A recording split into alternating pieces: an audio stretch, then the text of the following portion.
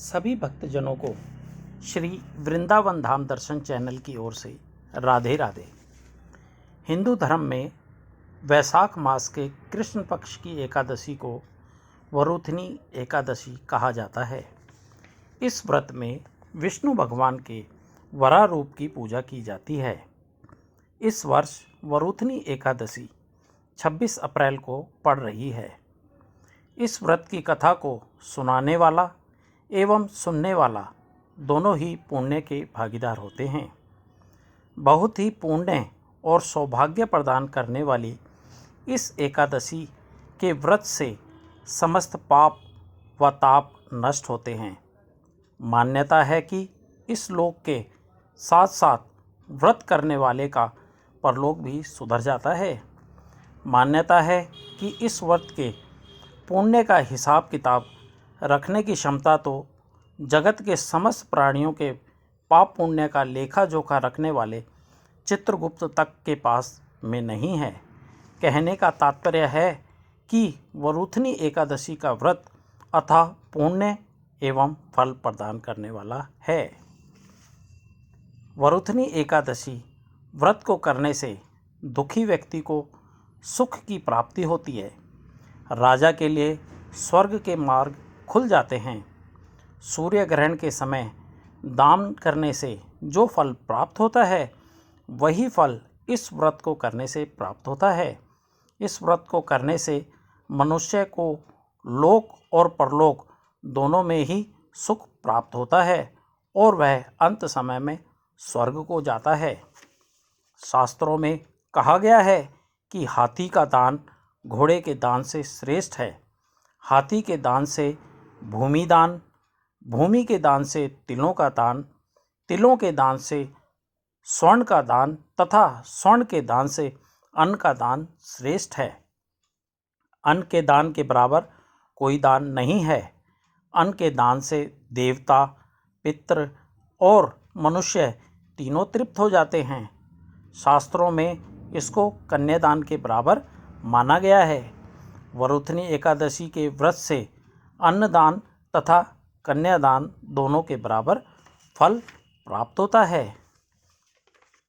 बहुत समय पहले की बात है। नर्मदा नदी के किनारे एक राज्य था जिस पर मानधाता नामक राजा राज किया करते थे। राजा बहुत ही पुण्य आत्मा थे और बहुत दान किया करते थे तथा अपनी दानशीलता के लिए वे दूर दूर तक प्रसिद्ध थे। राजा मानधाता भगवान विष्णु के उपासक थे। एक बार राजा जंगल में तपस्या के लिए चले गए और एक विशाल वृक्ष के नीचे अपना आसन लगाया और तपस्या आरंभ कर दी तथा तपस्या में लीन हो गए। राजा मानधाता अपनी तपस्या में लीन थे कि अचानक एक जंगली भालू ने उन पर हमला कर दिया। वह उनके पैर को चबाने लगा तथा घसीटता हुआ जंगल की ओर ले जाने लगा।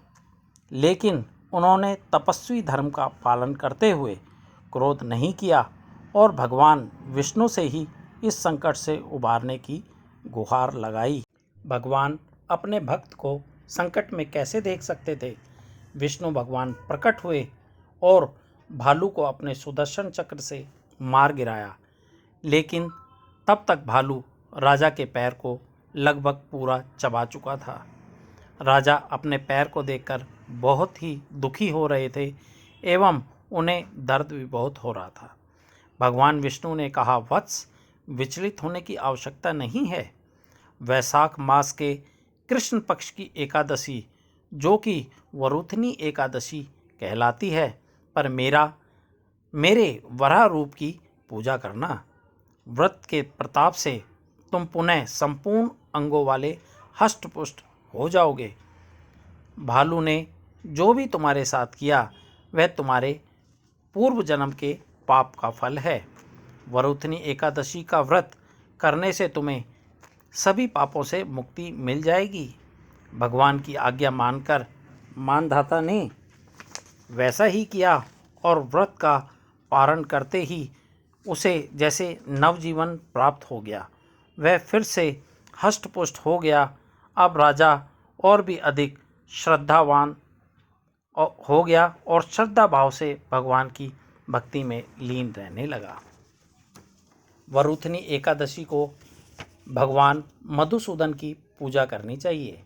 इस दिन भगवान श्री हरि यानी विष्णु के वराह अवतार की प्रतिमा की पूजा की जाती है। एकादशी का व्रत रखने के लिए 10वीं के दिन से ही व्रत रखने वाले को नियमों का पालन करना चाहिए। 10वीं के दिन केवल एक बार ही अन्न ग्रहण करना चाहिए, वह भी सात्विक भोजन के रूप में। उड़द, मसूर, चना, शाक, मधु किसी दूसरे का अन्न 2 बार भोजन ग्रहण नहीं करना चाहिए। ब्रह्मचार्य व्रत का पालन भी इस दिन करना चाहिए।